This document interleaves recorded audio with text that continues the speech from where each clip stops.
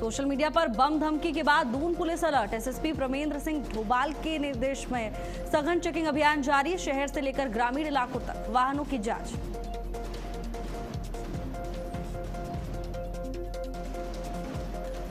गोपेश्वर में fire service का safety audit. Coaching संस्थानों में फायर सेफ्टी जांच की गई। सुरक्षा में कमी पर सुधार के निर्देश दिए गए।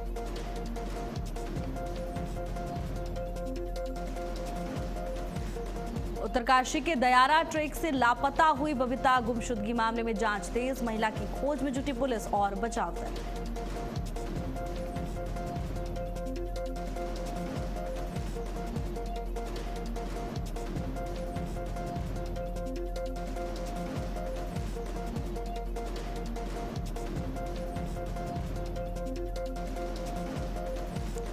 आगामी मुहर्रम को लेकर हरिद्वार पुलिस अलर्ट मोड पर। मुहर्रम से पहले पुलिस प्रशासन की तैयारियां तेज। अफवाह फैलाने वालों पर सख्त कार्रवाई।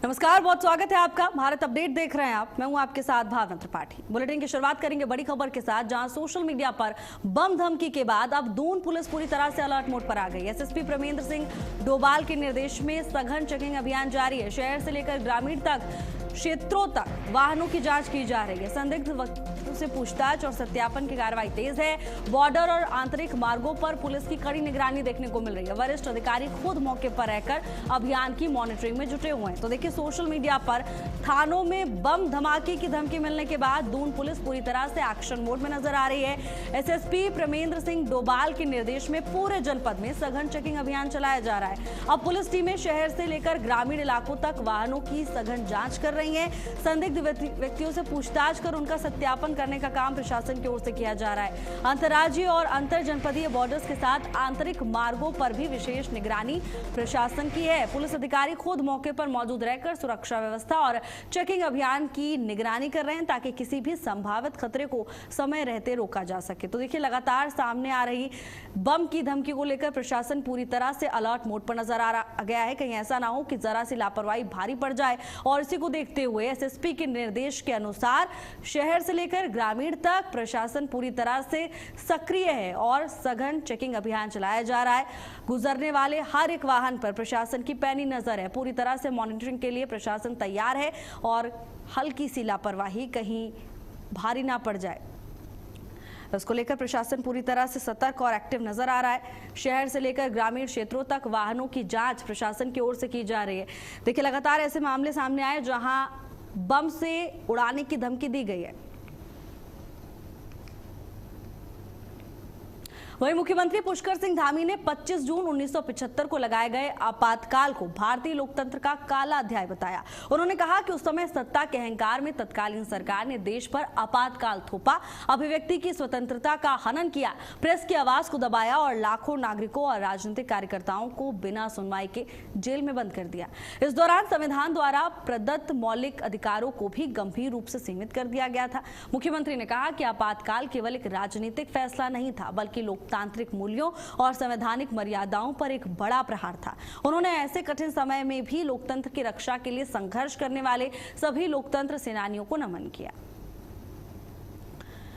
तो देखिए, 25 जून 1975 जब देश में इमरजेंसी लागू की गई, यानी आपातकाल लागू किया गया, उसको लेकर भारतीय जनता पार्टी लगातार कांग्रेस पर हमलावर नजर आती है। और अब एक बार फिर से सीएम पुष्कर सिंह धामी ने आपातकाल को लेकर कांग्रेस पर कड़ा प्रहार किया है। उन्होंने कहा कि आपातकाल केवल एक राजनीतिक फैसला नहीं था, बल्कि इससे लोकतंत्र की हत्या जैसा गंभीर पाप हुआ है। आपातकाल को लेकर सीएम पुष्कर सिंह धामी ने सोशल मीडिया पर एक पोस्ट किया और तत्कालीन सरकार को घेरते हुए सीएम नजर आए।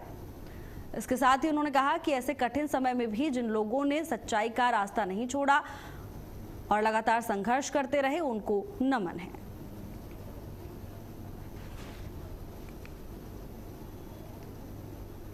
रुद्रपुर के बागवाला में प्रधानमंत्री आवास योजना के तहत धामी सरकार की बड़ी आवासीय परियोजना लगभग पूरी हो गई है। इस योजना के तहत 1872 आर्थिक रूप से कमजोर परिवारों के लिए आधुनिक फ्लैट बनाए गए हैं।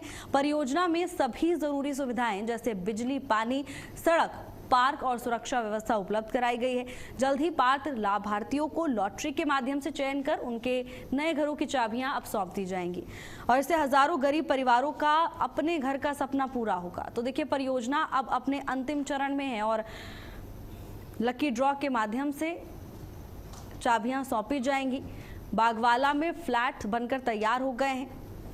लाभार्थियों को जल्द ही इनकी चाबियां शासन की और प्रशासन की ओर से सौंप दी जाएंगी। धामी सरकार की बड़ी आवासीय सौगात अब लोगों को मिलने वाली है। बागवाला में 1872 EWS फ्लैट तैयार किए जा चुके हैं और अब किसी भी समय ये चाबियां लाभार्थियों को सौंपी जा सकती हैं। देखिए, हर किसी का सपना होता है कि उसके छत पर अपनी छत हो। धामी सरकार की बड़ी आवासीय सौगात जिसका लोगों को बेसब्री से इंतजार है और अब ये किसी भी क्षण पूरी हो सकती है क्योंकि निर्माण पूरा हो चुका है। अब बस इंतजार है कब लाभार्थियों को ये चाबियां सौंपी जाएंगी। और इसी सिलसिले में ये परियोजना अब अपने अंतिम चरण में पहुंच चुकी है।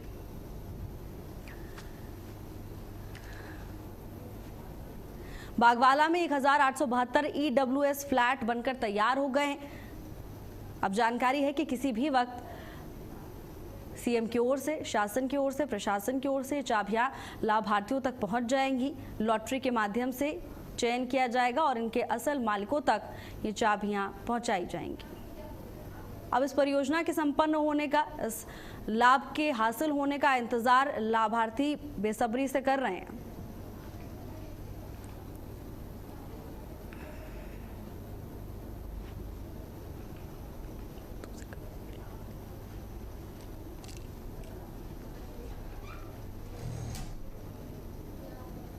वहीं गोपेश्वर में फायर सर्विस टीम ने कोचिंग संस्थानों, कंप्यूटर सेंटर्स और अन्य व्यावसायिक प्रतिष्ठानों का औचक निरीक्षण किया। फायर सेफ्टी ऑडिट किया। जांच के दौरान फायर एक्सटिंग्विशर, इमरजेंसी एग्जिट, विद्युत फायरिंग और अलार्म सिस्टम सहित सुरक्षा व्यवस्थाओं की विस्तृत तरीके से जांच पड़ताल की गई। निरीक्षण में कई स्थानों पर सुरक्षा मानकों में कमियां मिली हैं। संचालकों को तत्काल सुधार के निर्देश दिए गए हैं। अब फायर टीम ने कहा है कि जहां बड़ी संख्या में छात्र छात्राएं मौजूद रहते हैं वहां सुरक्षा में लापरवाही बड़े हादसे का कारण बन सकती है। संचालकों को फायर सेफ्टी उपकरणों के उपयोग, आपदा प्रबंधन की जानकारी भी दी गई है। विभाग ने चेतावनी दी है कि अगर अगली जांच में खामियां मिली तो कड़ी कार्रवाई की जाएगी। तो देखिए, जिस तरह से लखनऊ में अग्निकांड हुआ, कोचिंग सेंटर में भीषण आग लगने से पूरा देश दहल गया। हालांकि अब प्रशासन अलग अलग क्षेत्रों में पूरी तरह से सक्रिय और अलर्ट नजर आ रहा है। गोपेश्वर से भी ऐसी ही तस्वीरें सामने आई जहां कोचिंग संस्थानों को लेकर प्रशासन अब फायर सेफ्टी जांच में जुटा हुआ है। फायर टीम ने सुरक्षा व्यवस्थाएं परखी हैं और जहां भी अनियमितताएं पाई गई हैं, यानी सुरक्षा के मानक जहां ठीक तरीके से उपलब्ध नहीं है, वहां पर प्रशासन ने चेतावनी दी है कि अगर इसे दुरुस्त कीजिए और अगर अगली जांच में ऐसा पाया गया कि ये खामियां बरकरार हैं तो कड़ा एक्शन लिया जाएगा। फायर टीम मौके पर पहुंची और कोचिंग सेंटर्स में सुरक्षा व्यवस्थाएं परखी। इसके साथ ही प्रशिक्षण देने का काम भी किया जा रहा है। अगर कोई भी आपात स्थिति उत्पन्न होती है तो कैसे उससे निपटना है, इसको लेकर भी ट्रेनिंग देने का काम किया गया। उत्तरकाशी में दयारा ट्रैक से लापता हुई बबीता पांडे की तलाश लगातार जारी है और इस मामले को लेकर अब सोशल मीडिया पर कुछ लोग भ्रामक और बिना पुष्टि वाली जानकारी फैलाने में जुट गए हैं, जिससे लोगों में भ्रम पैदा हो रहा है। सीओ जनक सिंह पवार ने बताया कि बबीता की खोज के लिए पुलिस और बचाव दल लगातार अभियान चला रहे हैं, लेकिन अभी तक कोई ठोस जानकारी उनके हाथ नहीं लगी है। खोज अभियान में manual search, dog squad, drone और हवाई सर्वेक्षण जैसी आधुनिक तकनीकों का इस्तेमाल किया जा रहा है। पुलिस इस पूरे मामले के सभी पहलुओं की गंभीरता से जांच पड़ताल कर रही है। इतना ही नहीं, सोशल मीडिया पर जो लोग अफवाह फैला रहे हैं उनकी पहचान करने का काम किया जा रहा है और पहचान करके उनके खिलाफ कानूनी कार्रवाई की जाएगी। पुलिस ने लोगों से केवल आधिकारिक जानकारी पर भरोसा करने और बिना जांचे परखे किसी भी खबर को साझा ना करने की अपील की है। तो देखिए, महीनों बीत गए हैं, अब तक बबीता पांडे का सुराग प्रशासन के हाथ नहीं लगा है, लेकिन इसी बीच प्रशासन को एक और बड़ी चुनौती का सामना करना पड़ रहा है, जहां कुछ लोग बबीता को लेकर सोशल मीडिया मीडिया पर भ्रामक खबरें फैला रहे हैं। हालांकि प्रशासन ने अपील की है कि किसी भी तरह की अफवाह पर ध्यान ना दें और आधिकारिक जानकारी पर ही भरोसा करें, यानी जो क्रेडिबल सोर्सेज हैं, जो ऑथेंटिक सोर्सेज हैं, उन पर भी भरोसा जताएं और उन्हीं के अनुसार आगे की अपनी प्रतिक्रिया दें, क्योंकि सोशल मीडिया पर एक छोटी सी खबर फैलने में समय नहीं लगता है जिसका व्यापक असर हो सकता है। साथ ही भरोसा दिलाया है कि बबीता की तलाश लगातार जारी है और तमाम विभागों के समन्वय के साथ जो भी संसाधन उन्हें जरूरत है उसका उपयोग करके बबीता की खोज करने की कोशिश की जा रही है और लगातार ये अभियान चल रहा है, लेकिन अभी तक कोई भी सुराग बबीता का प्रशासन के हाथ नहीं लगा है।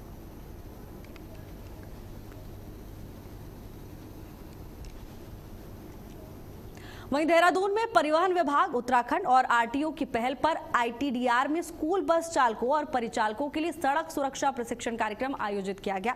इस प्रशिक्षण में विभिन्न स्कूलों के 46 चालक और परिचालक शामिल हुए हैं। अब कार्यक्रम का उद्देश्य बताया जा रहा है कि स्कूली बच्चों की यात्रा सुरक्षित हो, यह सुनिश्चित करना था। प्रशिक्षण के दौरान प्रतिभागियों को सुरक्षित ड्राइविंग, सड़क संकेतों की जानकारी, प्राथमिक उपचार, गति नियंत्रण और स्कूल बस संचालन के नियमों के बारे में भी इस दौरान बताया गया। आरटीओ डॉक्टर अनीता चमोला ने चालकों से बच्चों की सुरक्षा को सर्वोच्च प्राथमिकता देने की अपील की है। तो वहीं संयुक्त परिवहन आयुक्त राजीव कुमार मेहरा ने भी प्रतिभागियों को इसकी जिम्मेदारियों के प्रति जागरूक किया। कार्यक्रम के अंत में क्विज प्रतियोगिता आयोजित की गई और सभी प्रतिभागियों को प्रमाण पत्र और टी शर्ट देकर सम्मानित किया गया। तो देखिए, बच्चों की सुरक्षा के लिए प्रशासन की ओर से ये तमाम सराहनीय पहल की जा रही है, जहां सुरक्षित यात्रा के लिए चालकों को जागरूक किया गया।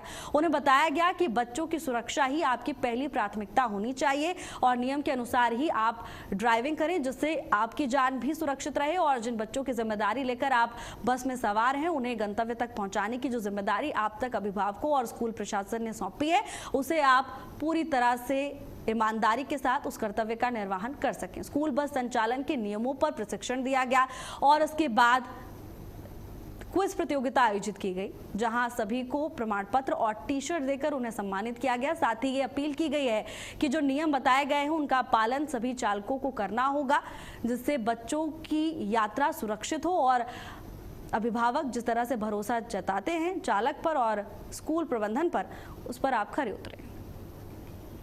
देहरादून का जो टाउन है, इस वाला जो पूरा शहर है, इस शहर में लगभग 600 साढ़े 600 के लगभग स्कूल बसेस संचालित हैं और लगभग इतनी ही स्कूल वैन्स भी संचालित हैं। स्कूल वैन्स की तो अपनी अलग एसोसिएशन है और इनके अगेंस्ट अभिभावकों की तरफ से भी, आमजन की तरफ से भी शिकायतें आती हैं। साथ में बाल संरक्षण आयोग के भी कुछ निर्देश होते हैं। तो इसी को लेकर चूँकि हम एक प्रवर्तन के साथ साथ हम रोड सेफ्टी पर भी काम करते हैं, तो सुप्रीम कोर्ट के जो आदेश हैं स्कूल बसेस के संबंध में, इसके अलावा सुप्रीम कोर्ट मॉनिटरिंग कमेटी और रोड सेफ्टी ने भी कुछ निर्देश दिए हैं। साथ ही बाल संरक्षण आयोग, माननीय बाल संरक्षण आयोग उत्तराखंड के भी कुछ निर्देश होते हैं। वहीं हरिद्वार में आगामी मुहर्रम पर्व को लेकर पुलिस प्रशासन पूरी तरह से सतर्क नजर आ रहा है। सुरक्षा और शांति व्यवस्था बनाए रखने के लिए जिले में व्यापक तैयारियां की गई हैं। पुलिस अधिकारियों के मुताबिक जिन इलाकों में ताजिए निकाले जाते हैं वहां रूटों का निरीक्षण किया जा रहा है। बिजली विभाग के साथ मिलकर जरूरी व्यवस्थाएं सुनिश्चित की जा रही हैं। थाना स्तर पर पीस कमेटी की बैठकें हो रही हैं और ताजियादारों और अखाड़ा समितियों के पदाधिकारियों से भी लगातार संपर्क किया जा रहा है। वहीं बहादुराबाद के मुफ्ती शाहरुख मिसबाही ने मुहर्रम के अवसर पर मुस्लिम समाज से प्रेम, भाईचारे और सौहार्द बनाए रखने की अपील की। लोगों से अपील की है कि अफवाहों से दूर रहें, प्रशासन का सहयोग करें। पुलिस ने भी सोशल मीडिया पर भड़काऊ या भ्रामक सामग्री फैलाने वालों के खिलाफ कड़ी कार्रवाई की चेतावनी दी है। तो देखिए, मुहर्रम से पहले ही प्रशासन पूरी तरह से अलर्ट नजर आ रहा है। कहीं ऐसा ना हो कि किसी की आस्था के साथ खिलवाड़ हो या फिर कुछ ऐसे शरारती तत्व इस मौके का फायदा उठाकर अपनी मंशा को कामयाब कर लें, ऐसा संभव ना हो। इसको लेकर प्रशासन की ओर से तमाम कदम उठाए जा रहे हैं और इसी सिलसिले में लगातार समन्वय बनाने का प्रयास प्रशासन और सहयोगियों की ओर से किया जा रहा है। पीस कमेटी की एक बैठक आयोजित की गई, जहां वो तमाम नियम बताए गए हैं जिनका त्योहार के साथ पालन करना होगा। यानी ताजिए को लेकर भी तमाम गाइडलाइंस जारी की गई हैं। ताजियों की ऊंचाई आप इतनी भी मत रखिए कि वो हाई टेंशन तार की चपेट में आ जाए और आपको ही नुकसान हो। कॉन्फ्लिक्ट्स हैं जहाँ पे ताजिए निकलता है, उसमें बहुत डिटेल में इंस्ट्रक्शन जो है वो रेंज वाले और पुलिस मुख्यालय से प्राप्त हुए हैं। इसमें ताजिए जो जाते हैं उनकी हाइट को लेके, और जहाँ हाइट ज़्यादा होता है वो बिजली विभाग से संपर्क करके समय बिजली का करंट बना रहे हैं इस प्रकार की व्यवस्था है। और इसके अतिरिक्त मिश्रित आबादी जहाँ पे है वहाँ पे संबंधित 30 कमेटियों की मीटिंग आज की जा रही है। के दिन 10 मुहर्रमुल हराम है, उनकी याद को बरकरार रखते हुए हमारे मुसलमान भाई कुरान करीम की तिलावत करते हैं, ज़िक्र व अज़कार करते हैं, सबीले लगाते हैं और उनकी बारगाह में अपना खिराज अक़ीदत पेश करते हैं। इसी तरीके से हमारे कुछ भाई अखाड़ा भी खेलते हैं और ताज़िया वग़ैरह बनाकर उनका गश्त भी कराते हैं। तो मैं अपने उन भाइयों से गुजारिश करूँगा कि वो अपने इन कामों को निहायत ही प्यार व मोहब्बत से अंजाम दें। वहीं उत्तरकाशी के मोरी में आयोजित एक क्रिकेट प्रतियोगिता के दौरान थाना अध्यक्ष दीपक रावत ने स्थानीय युवाओं और खिलाड़ियों को नशे के दुष्प्रभावों के बारे में जागरूक किया। युवाओं से नशे से दूर रहने, स्वस्थ जीवन शैली अपनाने, खेलकूद और व्यायाम को अपनी दिनचर्या का हिस्सा बनाने की अपील की। साथ ही युवाओं को समाज में भी नशा मुक्ति का संदेश फैलाने के लिए प्रेरित किया। इस मौके पर पुलिस ने नशा मुक्ति, साइबर अपराधों से बचाव, पुलिस हेल्पलाइन से जुड़ी जानकारी वाले पैम्पलेट भी वितरित किए। पुलिस अधीक्षक कमलेश उपाध्याय के निर्देशन में उत्तरकाशी पुलिस लगातार युवाओं को नशे, साइबर अपराध और अन्य सामाजिक बुराइयों के प्रति जागरूक करने के लिए व्यापक अभियान चला रही है। तो देखिए, प्रदेश को नशा मुक्त बनाने के लिए जहां एक तरफ अपराधियों के खिलाफ कार्रवाई तो प्रशासन कर ही रहा है, लेकिन दूसरी तरफ ये भी सुनिश्चित किया जा रहा है कि युवाओं को जागरूक किया जाए, लोगों को जागरूक किया जाए, लोग खुद इतने अवेयर हो जाएं कि वो नशे की चपेट में ना आए, क्योंकि नशा जीवन बर्बाद करता है। और आजकल देवभूमि में जिस तरह से नशे के खिलाफ प्रशासन की ओर से कार्रवाई की जा रही है, उसकी लोगों ने जमकर सराहना भी की है। युवाओं से ये अपील की है कि खेलों की ओर आगे बढ़े और स्वस्थ जीवन शैली को अपनाएं, क्योंकि नशा आपके भविष्य के लिए, आपके परिवार के लिए जानलेवा साबित हो सकता है। वहीं हरिद्वार में जिला अधिकारी मयूर दीक्षित के निर्देश पर परिवहन विभाग ने ई रिक्शा डीलरशिप्स के खिलाफ विशेष जांच अभियान चलाया है। सहायक संभागीय परिवहन अधिकारी निखिल शर्मा और नेहा झा के नेतृत्व में जगजीतपुर में कई डीलरशिप्स का निरीक्षण किया गया। इस दौरान ट्रेड सर्टिफिकेट, अग्निशमन अग्रिम भुगतान और अन्य जरूरी दस्तावेजों की जांच की गई। निरीक्षण में गंभीर अनियमितताएं मिलने पर 3 ई रिक्शा डीलरशिप्स को तत्काल सील करने का काम किया गया। 4 अन्य प्रतिष्ठान बंद पाए गए, जिनके संचालकों को नोटिस जारी किए गए। शटर्स पर नोटिस चस्पा कर दिए गए। निर्धारित समय में स्पष्टीकरण मांगा है। परिवहन विभाग ने स्पष्ट किया कि बिना वैट, ट्रेड सर्टिफिकेट और कर भुगतान के वाहन व्यवसाय करना नियमों का उल्लंघन है। अधिकारियों ने चेतावनी दी है कि आगे भी प्रतिष्ठानों के खिलाफ जो नियम का पालन नहीं करते हैं, एक्शन तेज रहेगा और नियमित जांच अभियान पूरे मामले को लेकर जारी रहेगा। तो हरिद्वार में ई रिक्शा डीलर्स पर अब प्रशासन का शिकंजा कसता हुआ दिखाई दे रहा है। परिवहन विभाग की ओर से बड़ा एक्शन, कई डीलरशिप्स पर कार्रवाई की गई है और साथ ही साफ चेतावनी दी गई है कि अगर नियम का उल्लंघन किया तो कड़ी कार्रवाई होगी। और ऐसे प्रतिष्ठानों के खिलाफ भी कड़े एक्शन की बात प्रशासन की ओर से स्पष्ट कर दी गई है।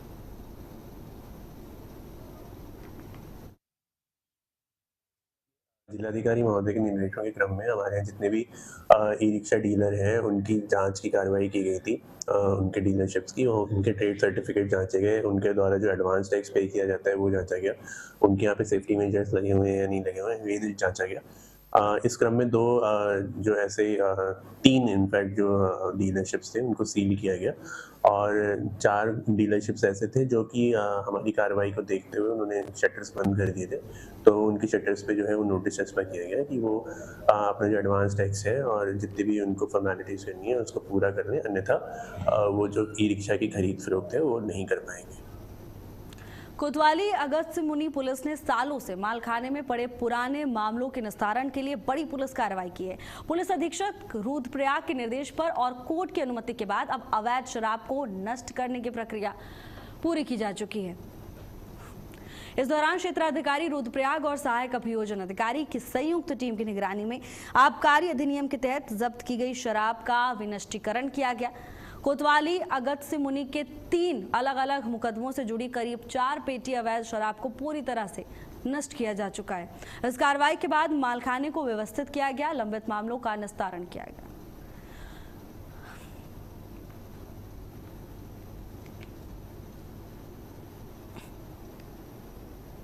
वहीं लोहाघाट के पास स्थित कोली ढेक झील पर्यटन को नई पहचान दी जा रही है।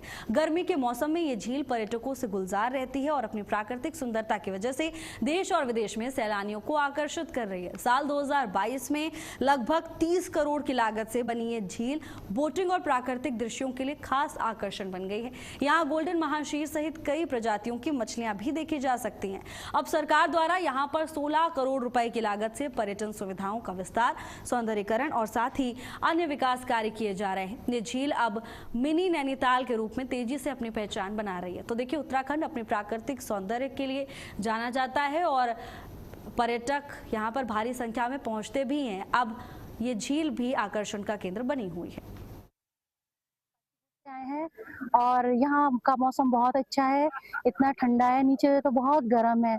जहाँ से हम लोग आए हैं और वेकेशन है, बच्चों की छुट्टियां पड़ गई हैं, हम लोग भी जॉब करते हैं, हम लोग भी विजिट करने आए हैं। तो यहाँ का मौसम बहुत अच्छा है, बहुत शांति है, सुकून है, क्योंकि जहाँ से हम आए वहाँ हमारी इतनी बिजी लाइफ है कि हम अपने आप को, अपने बच्चों को टाइम नहीं दे पाते हैं। खूबसूरत जगह है। जी जी बिल्कुल, कोली जो बहुत अच्छा है, बहुत ही खूबसूरत है।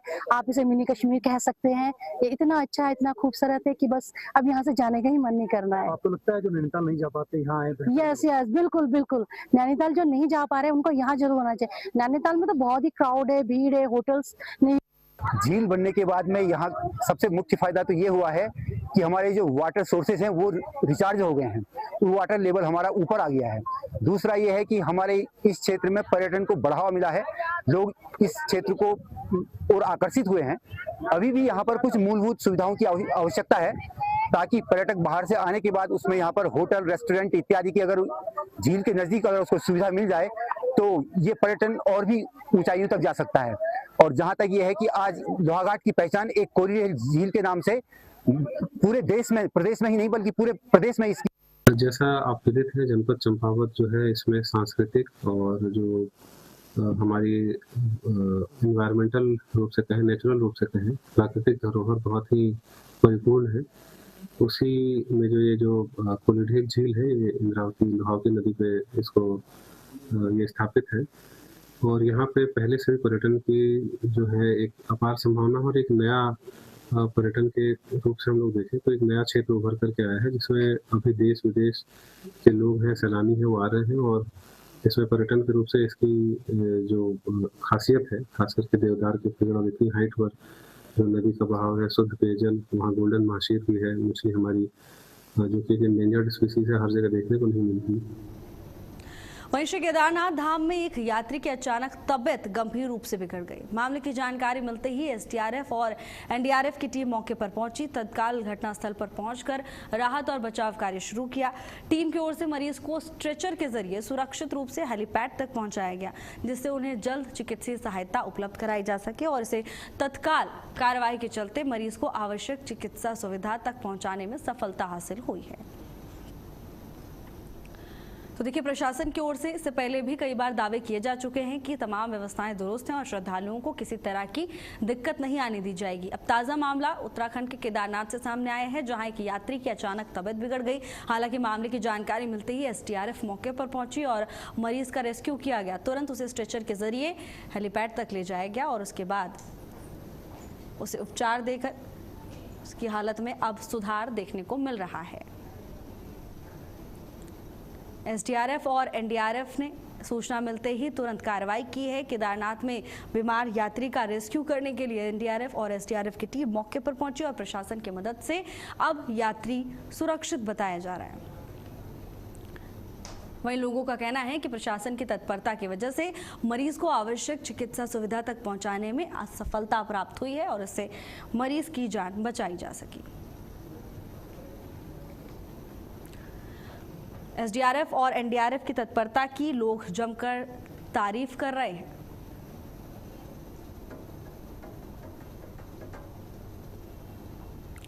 तो केदारनाथ से खबर सामने आ रही है, जहां बीमार यात्री का एसडीआरएफ ने रेस्क्यू किया। फिलहाल के लिए मेरे साथ बस इतना ही। आप देखते रहिए भारत अपडेट। नमस्कार।